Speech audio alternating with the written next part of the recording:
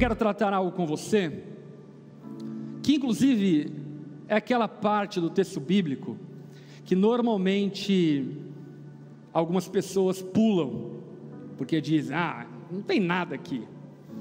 A minha esposa mesmo, esses dias, estava lendo Levítico, e ela chegou para mim, amor, é pecado pular a genealogia? Por vezes, quando a gente chega ao fim das cartas de Paulo, por exemplo, e ele vai saudando algumas pessoas, a gente olha para aquilo e pensa que aquilo não é inspirado por Deus, ou sei lá, está ali por um acaso, só para a gente saber de alguma coisa. E o que a gente precisa crer por meio da fé é que Deus, na sua soberania, inspirou toda a Escritura. Aleluia! De Gênesis a Apocalipse, todo o texto bíblico é inspirado por Deus. E tem lições valiosíssimas e preciosíssimas que, obviamente, com o conhecimento, com o crescimento na fé, nós vamos entendendo a profundidade, a beleza daquilo que estava sendo tratado pelo autor. E nessas saudações finais do apóstolo Paulo, existem pérolas preciosas que eu creio que o Senhor quer ministrar ao nosso coração como igreja. E para falar a respeito disso, essa mensagem eu intitulei de O Trabalho Cooperacional. Deixando evidente e claro que a vida de igreja é cooperativa. Repita comigo, eu não sou igreja sozinho. Nós somos igreja juntos. Amém? Desfaça esse erro teológico que as pessoas papagueiam e repetem na internet sem saber. Eu não sou igreja sozinho. Nós somos igreja juntos. Igreja, por definição, não só conceitual, mas etimológica, é coletiva. É estar junto, é pertencer, é assembleia, é estar com outras pessoas. Portanto, essa ideia de que eu sou igreja, além de tudo, é burrice, com todo respeito. É burrice por não analisar o conceito etimológico que define o termo e que nos impulsiona a vivermos aquilo que o Senhor tem para nós. E certamente o Senhor nos convida a vivermos igreja. E viver igreja é um baita desafio. É ou não é? Vamos combinar, pode ser honesto comigo. É desafio, sim. Quem aqui vive igreja há mais de 10 anos? Olha aí, ó, os valentes da fé. Quantos aqui vivem igreja há mais de 30 anos? Levanta a mão. Aleluia, glória a Deus. Viver igreja é um desafio, porque não se vive igreja sozinho. E viver igreja, escute, não é ir ao lugar onde a igreja se reúne. Viver igreja é tanto ir ao lugar que a igreja se reúne, como também pertencer à comunidade que se reúne naquele lugar. E por esse motivo, envolve cooperação, mútua cooperação, ao ponto que no Novo Testamento existem 89 daquilo que a palavra chama de mandamentos recíprocos. Sabe o que é mandamento recíproco? É quando Deus nos pede algo mútuo. Por exemplo, amai-vos uns aos outros, perdoai-vos uns aos outros, chorai uns com os outros. O que a Bíblia está falando exaustivamente durante 89 mandamentos imperativos é: para obedecer a Deus, você só vai obedecer vivendo em cooperação, em comunidade, em igreja. E o apóstolo Paulo bem entendia isso. Ainda que certamente o apóstolo Paulo é provavelmente uma das mentes mais brilhantes dos últimos milênios, ainda assim o apóstolo Paulo não era uma estrela solitária. Ainda que certamente Paulo é um dos maiores, se não o maior teólogo e doutrinador a partir do Evangelho, o apóstolo Paulo não se isola, não se encastela, não fica sozinho, mas pelo contrário, ele vive um ambiente de mútua cooperação. Ele conta com os outros, bem como os outros contam com ele, e dessa forma Paulo vive cristianismo, que é vivido em cooperação. Assim sendo, Cristo nos chama para que sejamos cooperadores da sua obra. Olha aí para o irmão que está do seu lado e diga: você foi chamado para ser um cooperador da obra de Cristo. E talvez a tua mente clerical acredite que ser cooperador da obra de Cristo é, por exemplo, necessariamente ter um cargo de liderança na igreja. E certamente aqueles que lideram são cooperadores da obra de Cristo, mas não é sobre isso que se define ser um cooperador da obra de Cristo. Ser um cooperador da obra de Cristo é se entender como parte de um corpo, é saber que você pertence a algo maior que você, que os teus erros afetam muitas outras pessoas que não apenas você, bem como também as tuas virtudes, vitórias, conquistas também abençoam muitas outras pessoas que não apenas você.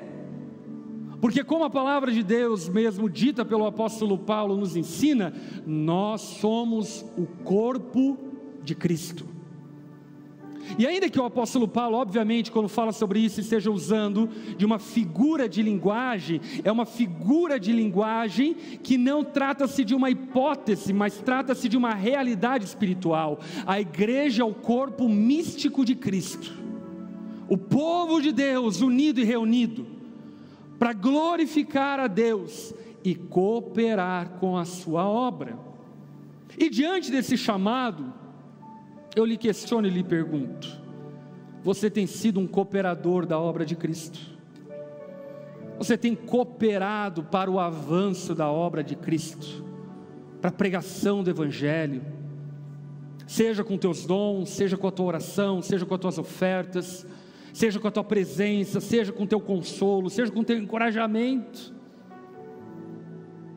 Eu posso dizer para vocês que Deus usa cooperadores da sua obra de uma forma, por vezes, que nós julgamos, inclusive, pouco significantes. Eu lembro de algumas ocasiões que aquilo que me encorajou no meio da tempestade foi um abraço de um irmão que me abraçou e disse: eu estou aqui, Lipão, a gente está junto. Esse irmão não lidera na igreja, mas o abraço dele cooperou com a obra de Cristo, o abraço dele cooperou com a minha vida, e assim como eu tenho cooperado com a vida dele. Portanto, existe um chamado para todos nós de cooperarmos com a obra de Cristo. E a partir do verso de número 7, que nós vamos ler daqui a pouco, Paulo vai fazendo diversas saudações aos cooperadores, obviamente não todos, mas alguns cooperadores que simbolicamente representam alguns princípios, alguns ensinamentos que eu quero trazer ao teu coração nessa noite.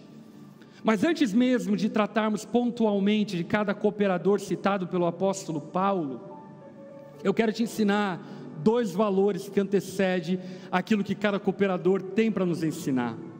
O primeiro deles é: Paulo nos ensina a saudar. Parece básico isso, né? Parece questão de educação. Mas basicamente o que Paulo está nos ensinando é cumprimentarmos uns aos outros, é não sermos pessoas rabugentas, fechadas em si mesmo, que não se fazem conhecidas e que não conhecem os outros. Paulo está nos ensinando a cumprimentar as pessoas. Vamos cumprimentar alguns irmãos aí? Cumprimenta aí o irmão que está atrás de você. A tua esposa você já cumprimentou hoje, acredito eu. Cumprimente aí o teu irmão que está do teu lado. Ele é um cooperador da obra de Cristo. Escute aqui, esse irmão que você cumprimentou, talvez seja a oração dele que te sustentou e você nem saiba disso. Esse irmão que você cumprimentou, talvez seja a generosidade dele que te alcançou e você nem sabe disso. Porque na igreja, ainda que obviamente existam pessoas em evidência, é necessário que haja, É muito importante entendermos que a igreja é um esforço de todos nós, que cooperamos para a obra de Cristo, portanto devemos saudar e cumprimentar uns aos outros. E aqui fica um desafio para você: quando você chegar na igreja, cumprimente as pessoas, cumprimente, pergunte o nome, conheça alguém novo. Quando você for a um grupo pequeno, cumprimente as pessoas. Não chegue em uma postura do tipo: cheguei no estudo bíblico, me ensina aí. Não é escola, é igreja, é comunhão. Isso aqui não é uma palestra, é igreja, é comunhão. Portanto, Paulo nos ensina o valor de saudarmos uns aos outros. A segunda coisa que Paulo nos ensina, que eu acho que vem de combo nisso, é o valor de sabermos o nome das pessoas. E é óbvio, para mim, meus irmãos, me perdoem, mas eu não sei o nome de muita gente. Mas é porque a minha memória, ela tem um limite. Eu tento esticar ela o máximo que eu posso, mas eu não consigo. Entretanto, ainda assim, eu entendo e me esforço para saber o nome de cada uma das pessoas que Cristo tem somado à nossa igreja, pessoas que têm servido a Jesus, pessoas que eu vejo há anos se entregando por amor a Cristo e a obra dele, e que sim, devemos nos esforçar por saber o nome das pessoas. Você já cumprimentou, não é? Mas você perguntou o nome? Não? Então pergunta o nome aí do seu irmão.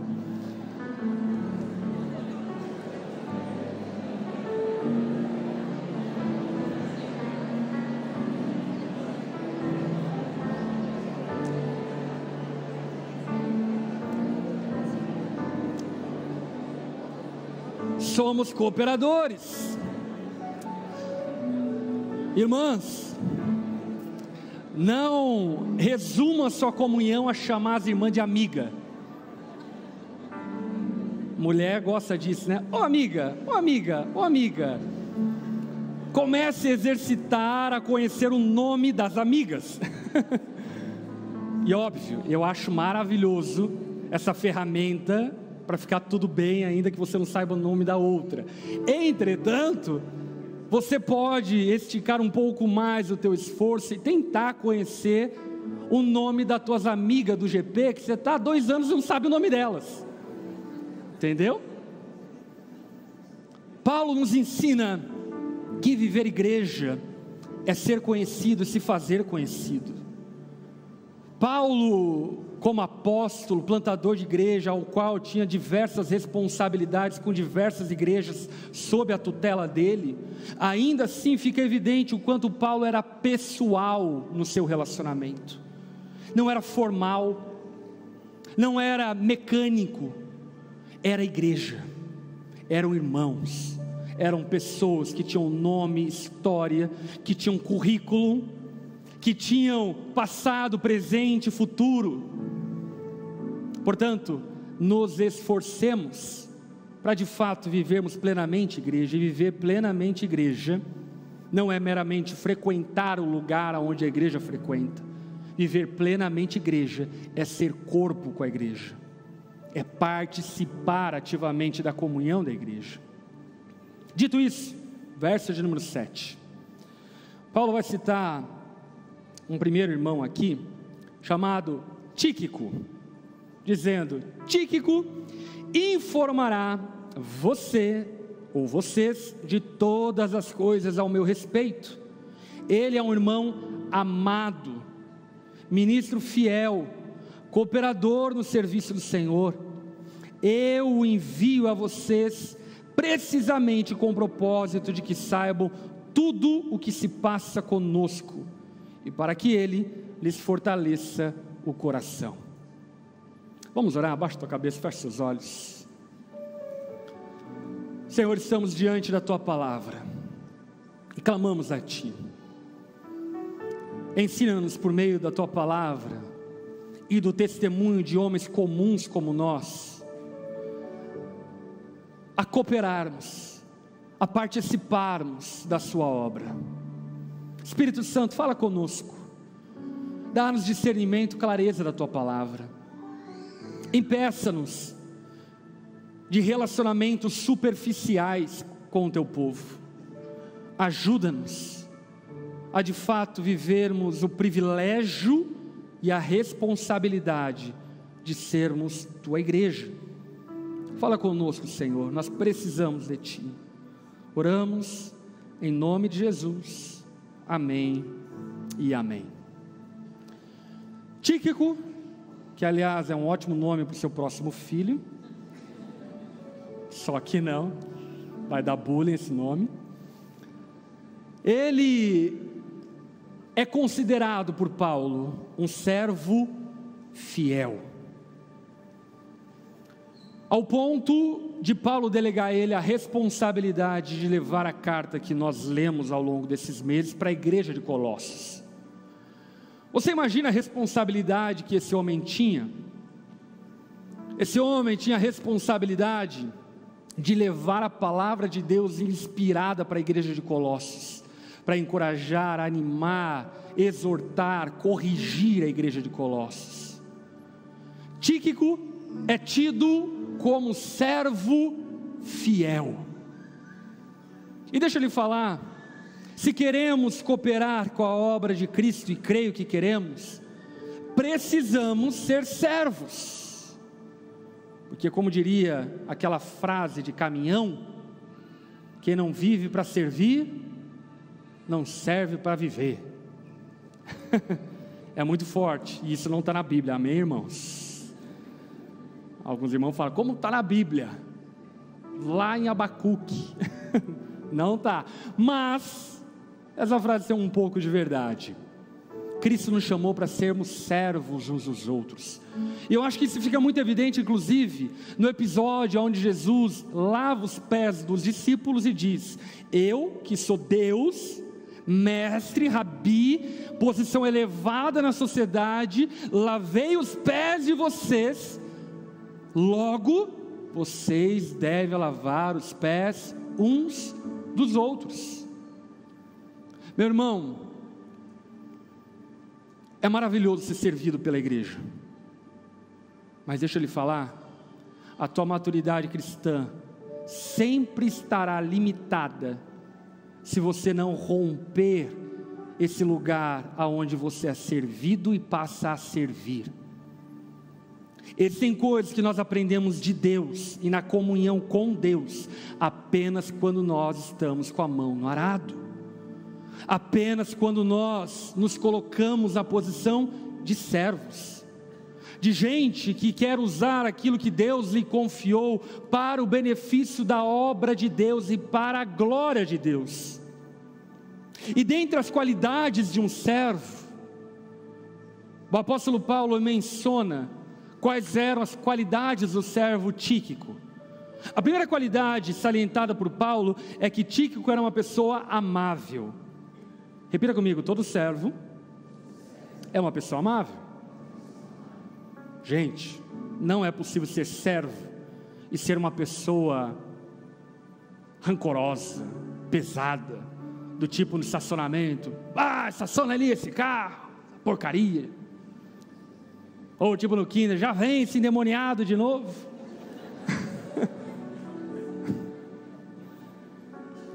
Servos são amáveis. E sabe qual é a qualidade de alguém amável? É que alguém que é fácil de amar, alguém que facilita o amor, porque nós devemos amar a todos, aleluia, mas vamos combinar que tem gente que ajuda a gente a amar, e tem gente que atrapalha muito. E o que Paulo está dizendo acerca de Tíquico é que ele é aquele tipo de gente que facilita o amor. A postura, a atitude dele facilita que ele seja amado. Se queremos ser servos e cooperar com a obra de Cristo, precisamos aprender a ser amáveis, e não apenas amáveis.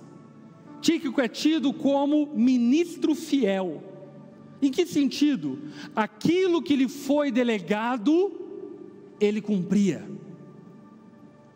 Tíquico não era uma pessoa rebelde, não era uma pessoa divisiva, não era uma pessoa vaidosa. Tíquico era servo. Tíquico entendia quem era o apóstolo Paulo e quem ele era. Ele entendia a sua parte de contribuição no corpo, e entendendo a sua parte de contribuição no corpo, ele era fiel àquilo que lhe foi delegado. A palavra de Deus nos compara como igreja, como corpo, ok? E imagine então que você é a mão, ok? E se você é a mão, e a cabeça, que é Cristo, pede para que você cumprimente alguém, e você não cumprimenta, fica descoordenado. Tipo, eu não quero cumprimentar.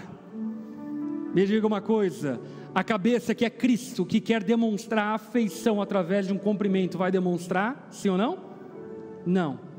Isso acontece quando nós negligenciamos aquilo que foi nos confiado. Se foi nos confiado o papel, a posição de, por exemplo, ministrar a igreja em adoração, que o façamos com zelo. Se foi nos confiado o papel de liderar um grupo pequeno, que façamos com temor. Se foi nos confiado o papel e a posição de cuidar das crianças e ensinar a elas a palavra, que façamos isso com muito zelo, que sejamos fiéis àquilo que nos foi confiado. A igreja não é um lugar para estrelas quererem brilhar os seus talentos. A igreja é um lugar para servos lavarem os pés uns dos outros, e fazerem não necessariamente aquilo que é melhor, mas fazer aquilo que é necessário. Eu estava no Worldwide sexta, não é? Tíquico era aquele que fazia o que era necessário, e portanto era um servo fiel. E como servo fiel, Tíquico tinha uma outra qualidade que eu quero salientar a você. Tíquico era encorajador. Meus irmãos, precisamos aprender a encorajar nossos irmãos. O mundo está aí, a internet está aí, o jornal está aí, para colocar a gente no fundo do poço. Aí a gente chega na comunhão da igreja, e ao invés de encontrar encorajamento, encontra o irmão murmurando. Misericórdia. Tíquico nos ensina o valor de, como servos, sermos encorajadores, sermos pessoas que animam, que trazem expectativa, que trazem esperança acerca do dia de amanhã. Tíquico nos ensina a sermos servos. Olha só o verso de número 9. Tíquico irá com Onésimo. Repita comigo: Onésimo. Fiel, amado irmão, que é um de vocês. Eles irão contar tudo o que está acontecendo aqui. Quem é Onésimo? Você já leu a carta de Paulo a Filemão? Onésimo é o escravo de Filemão, que fez uma rebelião, fugiu. Paulo encontrou na cadeia em Roma, pregou o evangelho, o miserável converteu. E aí Paulo escreve uma carta para Filemão dizendo: o teu escravo fujão, eu encontrei aqui, ele se arrependeu disso, e eu estou o devolvendo, mas agora não apenas como um escravo, mas como um irmão. Receba ele, Filemão, como seu irmão na fé. E esse é Onésimo, que diante da economia e da forma de viver daqueles dias, era ainda uma propriedade de Filemão. Porém, Onésimo estava soltinho, tá?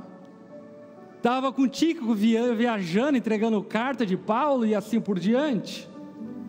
Mesmo Onésimo tendo um passado complicado. E diante disso eu quero destacar o fato de que na igreja todos nós somos ex alguma coisa. Sim ou não? Ex-drogado, ex-trambiqueiro, ex-adúltero, ex-imoral, ex-mentiroso, ex-falcatrua, ex-corrupto, só não tem ex-palmeirense. Infelizmente, palmeirense insiste no erro.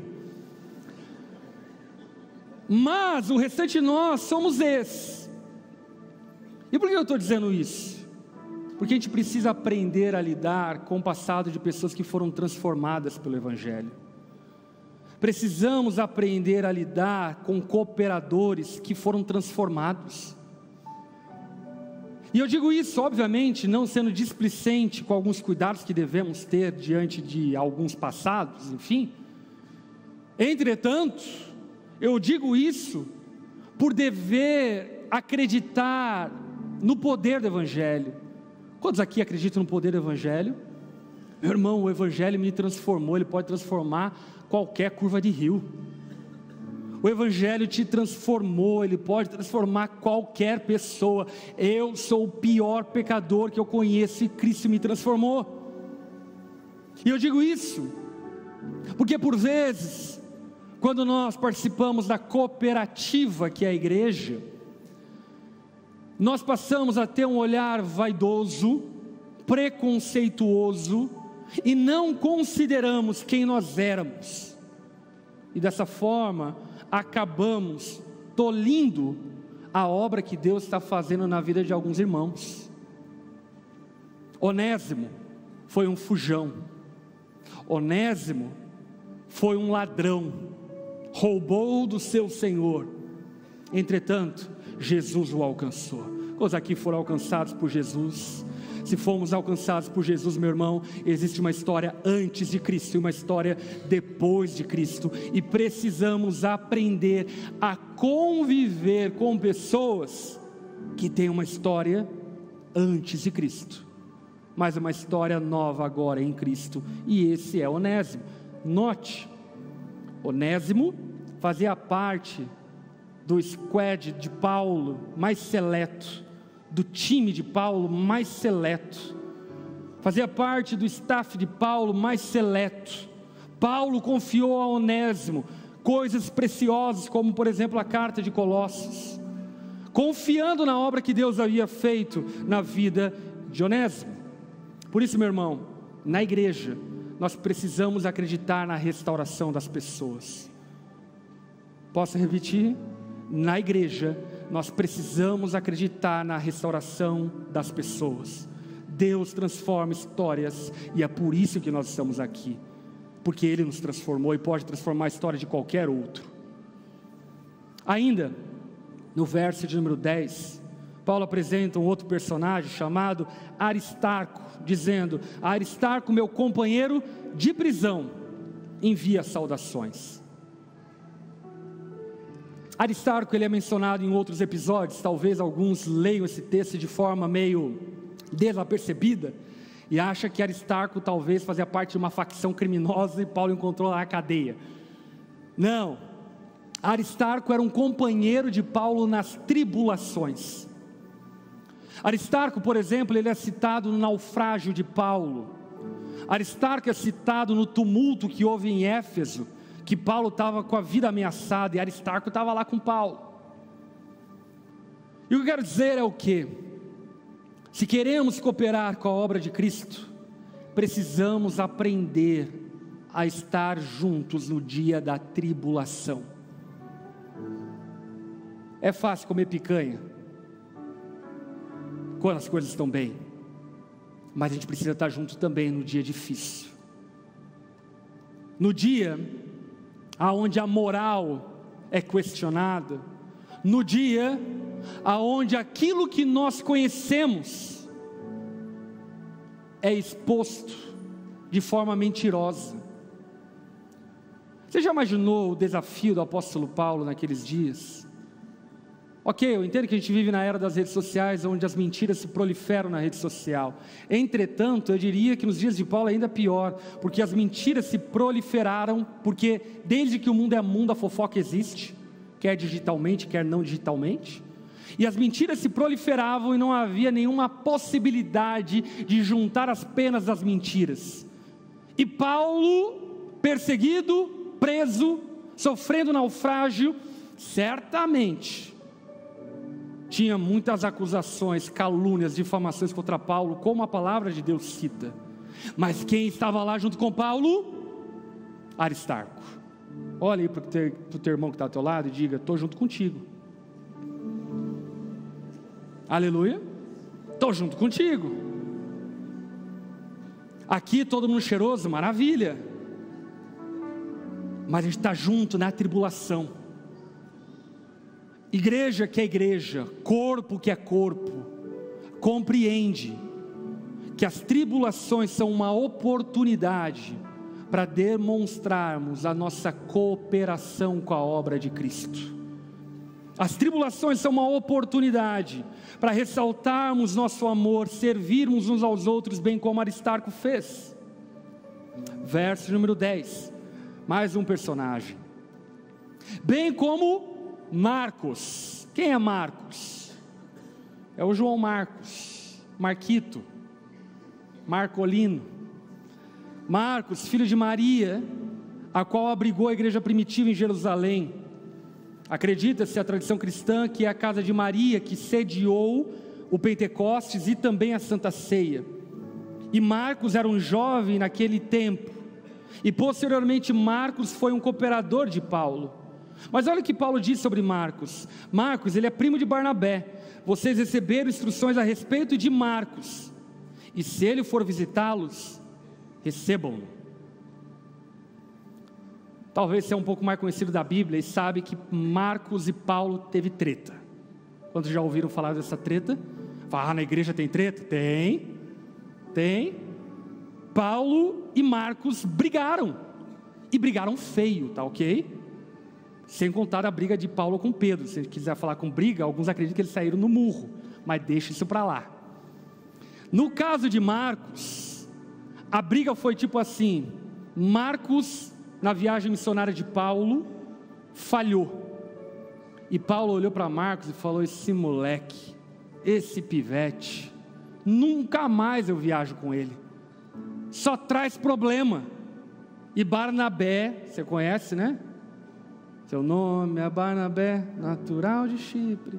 Barnabé era companheiro de Paulo também, e Barnabé era primo de João Marcos. João Marcos foi expulso do staff de Paulo, mas agora Paulo está dizendo: gente, receba Marcos, esse jovem mancebo, ele mudou, os anos passaram, o tempo passou, Deus confrontou ele está diferente. E deixa eu lhe falar uma coisa, pastor às vezes é abençoado por Deus com uma quase amnésia. Por quê? Quantos aqui são do tempo do ioiô? Saudoso tempo do ioiô, não é? Alguns crentes são crente ioiô. Uma hora está embaixo, outra hora está em cima. Mas você sabe que ele vai voltar para baixo. Ele volta para baixo, e uma hora está em cima. E normalmente esses crentes, crente Raimundo, um pé na igreja, outro pé no mundo, crente que uma hora está crente, outra hora não está crente, e aí você abre o Instagram, está crente, aí depois abre outra foto, não está crente. Aí eu falo: mas que crente é esse? Normalmente essas pessoas, elas levam-nos à estafa, sim ou não? Do tipo: você não quer nada com nada, vou lançar para o diabo. E existe espaço para isso, mas esse não é o caso, ok? E tem muito crente assim na onda dura. Tem muitos. Mas tem um especial que marcou a história minha pastoral. É um crente que era tipo assim: ele desviava da fé, voltava, e a gente dizia: agora o apóstolo Paulo converteu, agora vamos enviar para as nações porque vai ser maravilhoso. E desviava na fé e voltava. E eu lembro uma vez que na minha carnalidade eu olhei para ele e falei: quer saber? Que vá para o inferno, diabo. Acha que eu sou trouxa? Eu estava revoltado mesmo. E graças a Deus pela minha esposa, porque quando eu estou revoltado ela está em paz. E aí na minha revolta eu abri meu coração para ela e falei: eu não aguento mais fulano de tal. E eu lembro até hoje uma frase que ela disse para mim, uma célebre frase. Ela disse: amor, se nós como igreja não acreditarmos nele, quem vai acreditar? E eu lembro que eu olhei para ela e falei: entendi. Acolhi ele, e adivinha o que aconteceu? Desviou na fé.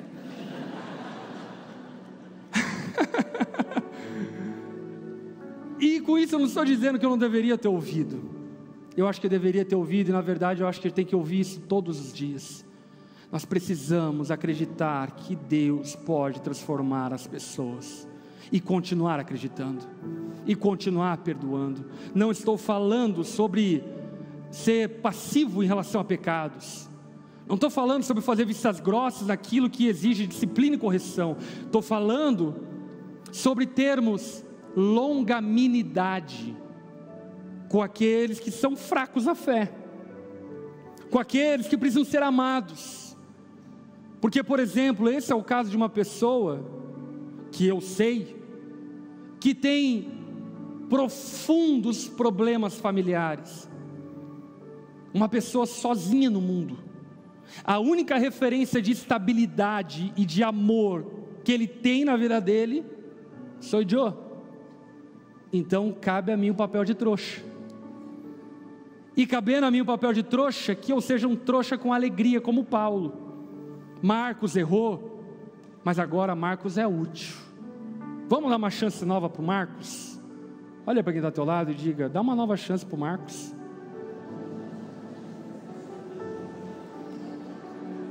Dá uma chance nova para o Marcos, meu irmão.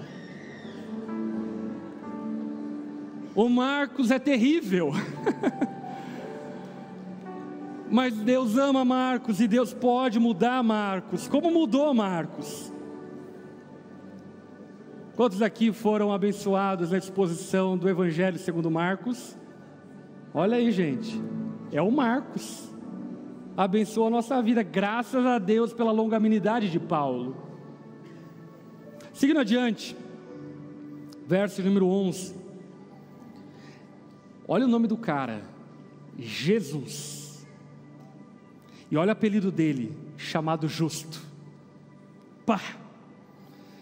Jesus Justo também envia saudações. Esses são os únicos da circuncisão que são meus cooperadores em favor do reino de Deus. Eles têm sido uma fonte de ânimo para mim. Paulo está aqui destacando mais um homem chamado Jesus, ou Justo. E como Justo cooperava com a obra de Cristo? Sabe como Justo cooperava com a obra de Cristo? Ele era uma fonte de ânimo para Paulo. Paulo, volta e meia, quando estava desanimado, pensando: Deus, eu acho que é melhor ir para a tua glória. Ele entrava no perfil do Justo, dava uma stalkeada e falava: olha só, que menino bom é esse? Olha como o Justo é crente.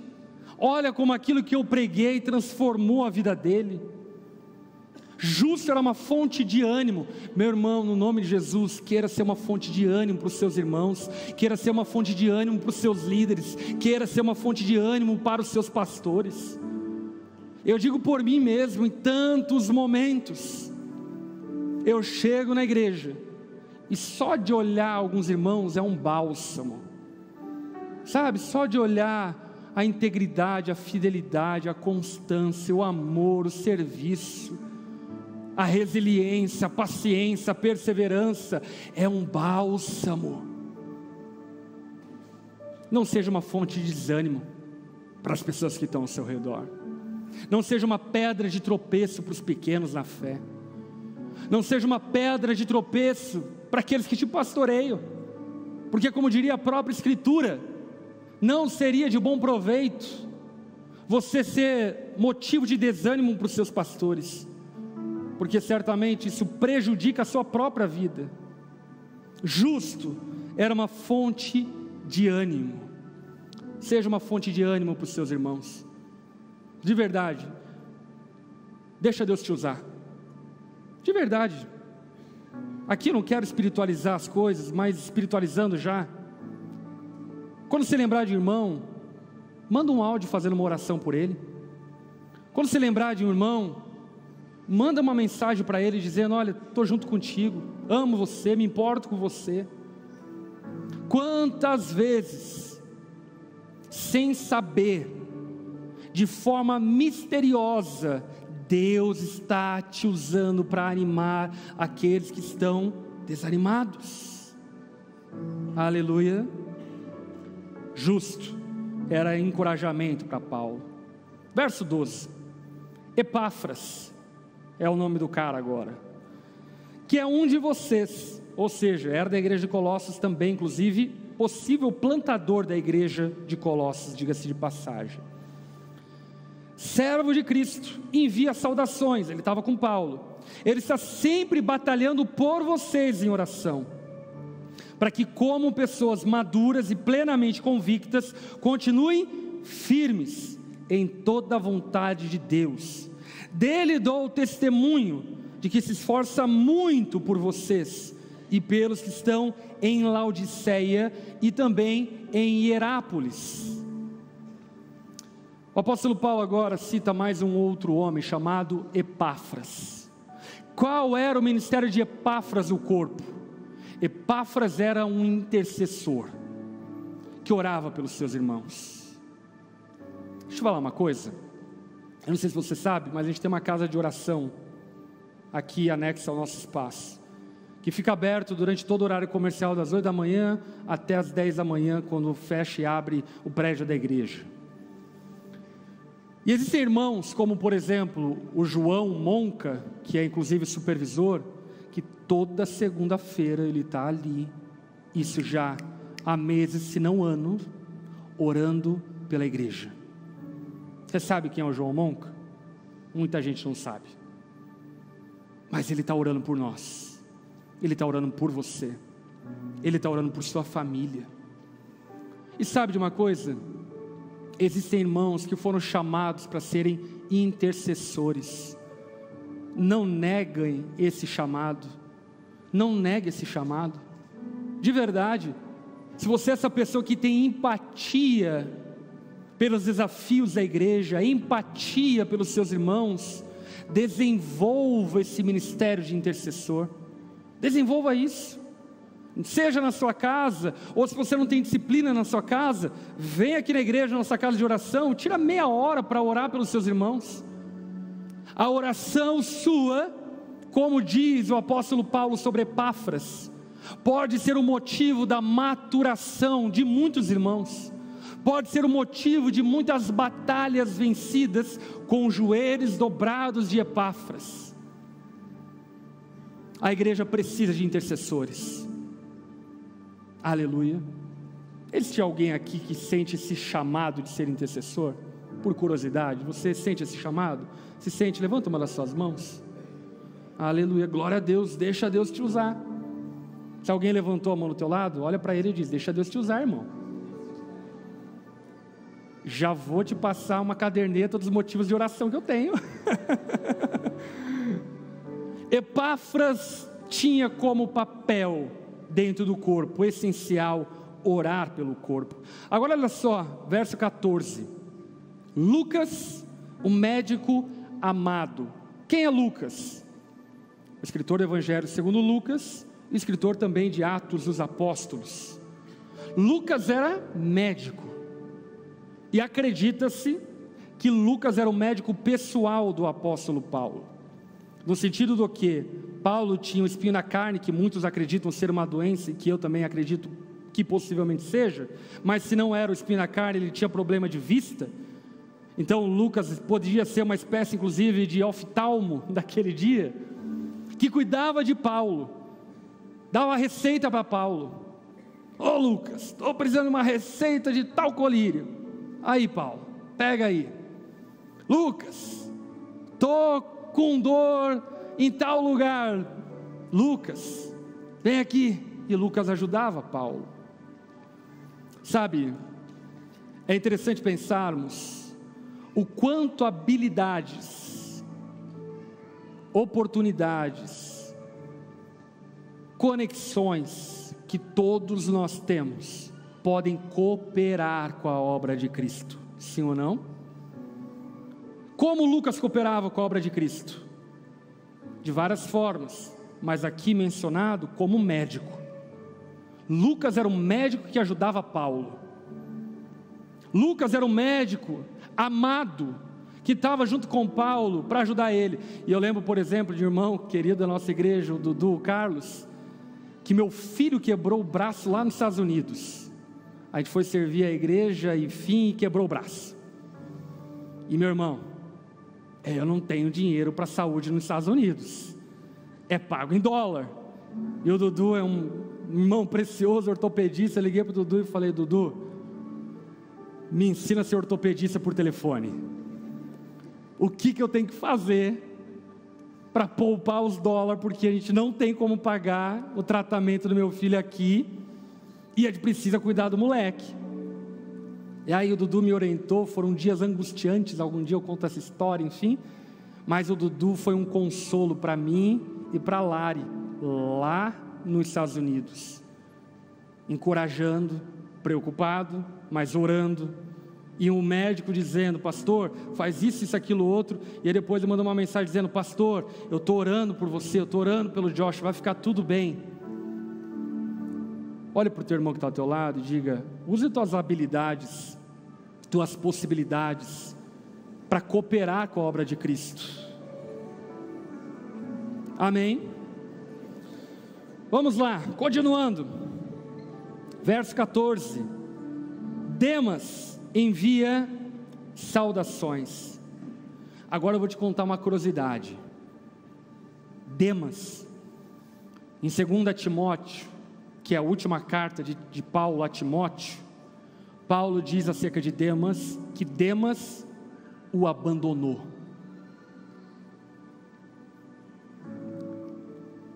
Deixa eu te contar uma triste notícia de viver a igreja.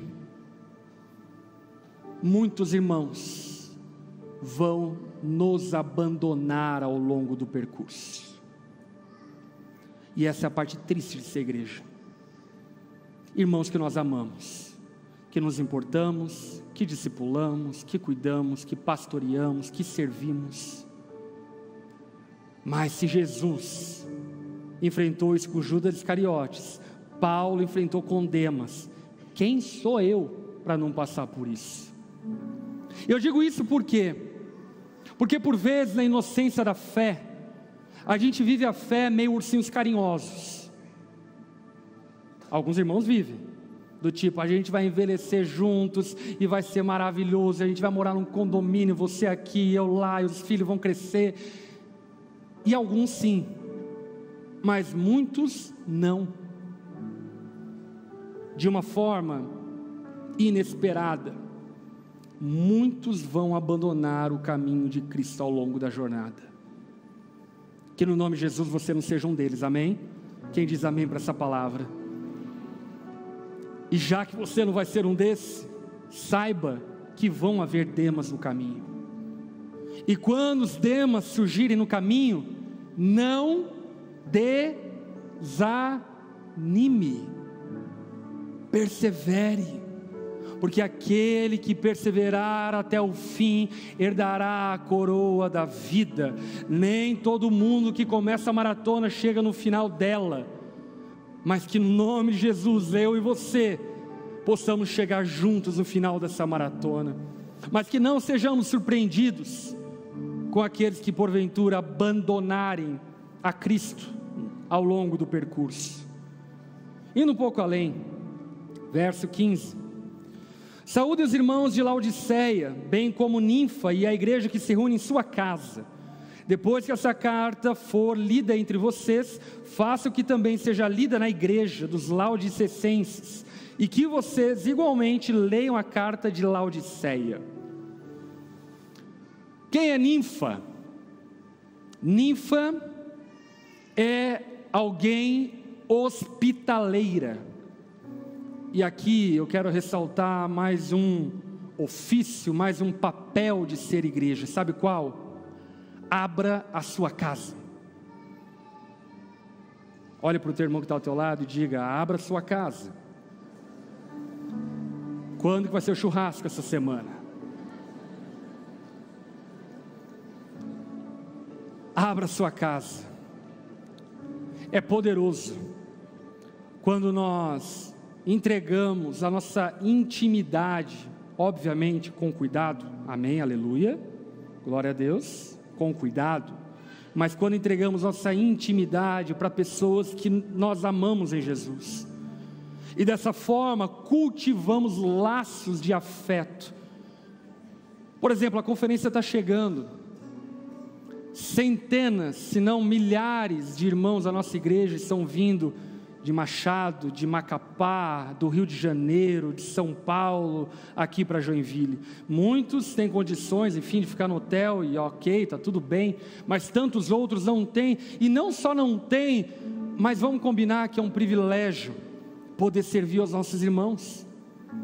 Quantos testemunhos maravilhosos eu vi na nossa igreja acerca disso, de gente que foi reavivada na fé, porque veio um irmão carioca, cheio do Espírito, e trouxe um bálsamo de renovo para aquela casa. E a contrapartida verdadeira também. Quantos irmãos foram motivo de consolo, de encorajamento para outros que estão desanimados na fé. Portanto, não vivamos uma comunhão artificial.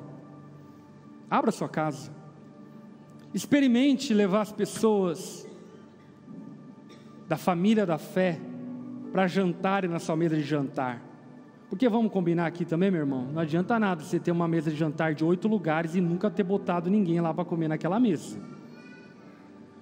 Eu quero uma churrasqueira, nunca ligou a churrasqueira porque é só tu e a tua mulher e aí não vai ligar a brasa para comer churrasco, chama os crentes para comer churrasco lá. Pede para cada um trazer uma linguiça, o outro traz um pão de alho, e a gente fala uma mistura, e celebramos a comunhão. De verdade, às vezes a gente acha que isso não é espiritual, mas eu quero dizer para você, é que isso é profundamente espiritual, é curador, é terapêutico, e Ninfa fazia isso. Verso 17, chegando ao fim: digam a Arquipo, cuide em cumprir o ministério que você recebeu no Senhor. Paulo usa de uma das suas últimas palavras ao Colossos para lembrar de um cabra que estava lá em Colossos, meio desanimado. E aí Paulo diz: lembrem de Arquipo. Então, chegue para Arquipo, dê um chacoalhão nele e fala: olha, Paulo mandou falar para você cuidar, para cumprir o ministério que lhe foi confiado. Arquipo, não desanime. E aqui a gente percebe essa mutualidade, porque se por um lado Paulo tinha o bálsamo de ânimo de alguns irmãos, por outro lado Paulo também era o bálsamo de ânimo para Arquipo. Se por um lado Paulo era encorajado por alguns, por outro lado Paulo também era encorajador. Sabe por quê? Porque viver igreja é viver em mutualidade, aonde nós servimos e somos servidos, aonde nós abençoamos e somos abençoados, aonde nós estendemos a mão e recebemos a mão, aonde nós doamos e recebemos doação, aonde nós abraçamos e somos abraçados. Posso ouvir um aleluia para isso? Isso é viver igreja, ou melhor, isso é ser cristão. Cristão não é mudar a bio do teu Instagram. Tem alguns irmãos que acham que a bio do Instagram é o livro da vida. Não é. Ser cristão é viver uns com os outros, até que Cristo venha. É viver na casa da Ninfa, é estar com Arquipo encorajando e animando, é ter paciência com João Marcos, é abraçar Lucas, é lidar com os diferentes ministérios da igreja, mas que juntos, unidos, cooperam para o mesmo alvo, que é a glória de Cristo. Paulo encerra a carta aos Colossos dizendo: eu, Paulo, escrevo essa saudação de próprio punho, lembrem-se das minhas algemas, a graça seja com vocês. Paulo encerra essa carta dizendo: eu peguei a caneta, a pena, e estou escrevendo no meu próprio punho, para demonstrar o quanto eu os amo, o quanto eu me importo com vocês, o quanto vocês estão no meu coração, o quanto a minha vida é dedicada e derramada em favor de vocês. Não se esqueçam de mim. Eu estou preso com algemas nas mãos, mas eu os amo profundamente. Eu estou passando limitações, mas ainda assim eu os amo. E quem sou eu para fazer das palavras de Paulo as minhas? Mas eu preciso fazer das palavras de Paulo as minhas. Eu amo a nossa igreja. Eu amo cada família da nossa igreja. Eu amo cada homem, cada mulher, cada adolescente, cada criança que vem no final do culto me abraçar. Amo os irmãos que foram enviados para longe pregar o evangelho. Amo o pastor Eloy que está lá em Portugal. Amo profundamente o Alex que está lá em Charlotte. Amo o Júnior Arquette que estão lá em Chicago. Amo o Vitorino que está lá em Blumenau. Amo profundamente, com amor que não vem de mim, vem de Cristo. E eu digo isso porque viver igreja é compreender que trabalhamos em cooperação. E de alguma forma quis o Senhor me confiar esse desafio de liderar a nossa igreja, pelo menos até a vontade dEle. E dessa forma, o que eu quero encerrar dizendo para nós, para a nossa igreja, é o quanto vocês são amados e amáveis. O quanto é lindo ver o que Deus tem feito no nosso meio. Glória a Deus por cada apacentador, por cada discipulador, por cada voluntário, por cada gente que tem ofertado com tanta generosidade, por cada irmão desprendido de uma forma que não dá para entender. Hoje à tarde mesmo a gente estava em Jaraguá do Sul, eu estava lá pregando e a gente estava conduzindo, cuidando da igreja lá em Jaraguá do Sul. Vários irmãos de Joinville estavam lá no culto para abraçar as pessoas de Jaraguá. E aí por exemplo, cheguei no estacionamento, ele já estava aqui com o bastão no estacionamento, enfim, coordenando o estacionamento para que você pudesse estacionar o carro. E eu olhei para esse irmão, meu coração se encheu de tanto amor, do tipo, como é maravilhoso ser igreja, que privilégio, que bênção, que coisa inestimável é poder viver em comunhão uns com os outros. Você diz amém para isso? Coloque-se em pé no seu lugar.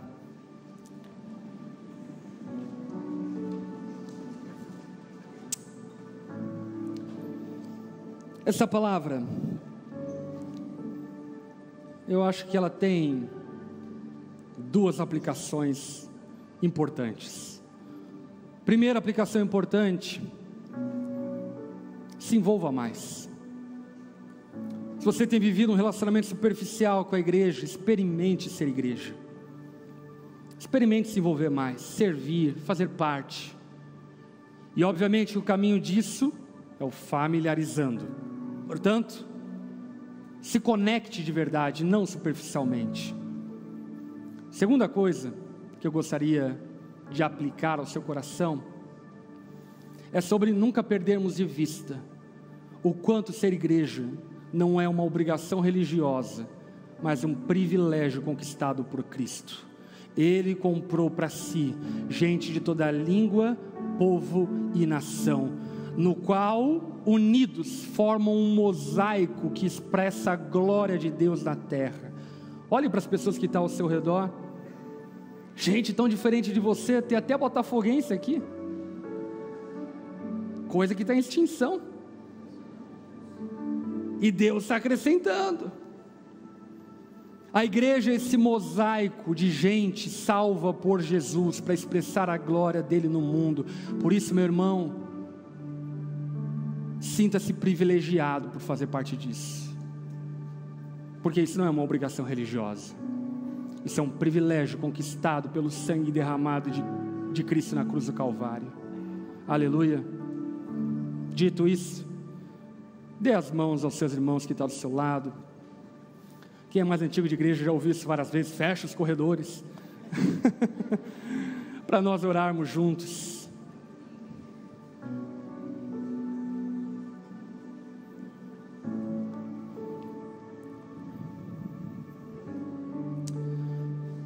Senhor, ao fim dessa preciosa carta de Paulo aos Colossos, nós somos relembrados da indispensabilidade de vivermos em comunhão uma vez que cremos em Ti. Somos lembrados da responsabilidade que temos em ser parte do Seu corpo. Somos lembrados do privilégio de termos pessoas tão preciosas que nós chamamos de irmãos na fé, porque de fato são nossa família na fé. Espírito Santo de Deus, eu clamo a Ti, Senhor, derrama em nós e sobre nós um amor profundo uns pelos outros. Não tem a ver com esse prédio é o lugar que nos reunimos, não tem a ver com a placa da nossa igreja, essa placa representa a nossa comunhão, mas não tem a ver com o prédio, não tem a ver com a placa, que possamos genuinamente vivermos igreja, amando uns aos outros, zelando pelas coisas que são Tuas, cuidando daqueles que têm chego na nossa família na fé, discipulando os novos na fé, acolhendo aqueles que são abatidos, servindo uns aos outros, ofertando generosamente, com fidelidade, para o avanço da Sua obra. Senhor, desperta o nosso coração de amor uns pelos outros, porque de fato, como a Tua palavra nos confronta, nós não podemos dizer que amamos a um Deus que não vemos, se não amarmos aos nossos irmãos a quem vemos. Por isso, Senhor, ensina-nos a amar uns aos outros. Eu clamo a Ti, Pai, nos GPs da nossa igreja, nos grupos pequenos, dê amor uns pelos outros dentro dos grupos pequenos, que as mágoas que talvez existam, que o Senhor confronte e haja perdão nesses lugares, Senhor. Dá amor, Senhor, por aquelas pessoas que temos discipulado, dá-nos amor pelos pastores que têm nos pastoreado, dá-nos amor por aquelas pessoas que têm nos servido, por aquelas a quem nós servimos.